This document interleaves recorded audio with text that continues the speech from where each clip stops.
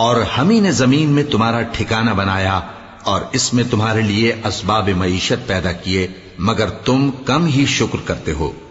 اور ہم ہی نے تم کو ابتدا میں مٹی سے پیدا کیا، پھر تمہاری شکل و صورت بنائی، پھر فرشتوں کو حکم دیا کہ آدم کے آگے سجدہ کرو، تو سب نے سجدہ کیا لیکن ابلیس کہ وہ سجدہ کرنے والوں میں شامل نہ ہوا۔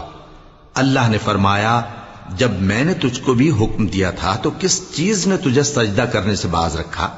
اس نے کہا کہ میں اس سے افضل ہوں، مجھے تو نے آگ سے پیدا کیا ہے اور اسے مٹی سے بنایا ہے۔ فرمایا، تو بہشت سے اتر جا، تجھے شایع نہیں کہ یہاں تکبر کرے، پس نکل جا کہ تو ذلیل لوگوں میں سے ہے۔ اس نے کہا کہ مجھے اس دن تک مہلت عطا فرما جس دن لوگ قبروں سے اٹھائے جائیں گے۔ فرمایا، اچھا، تجھ کو مہلت دی جاتی ہے۔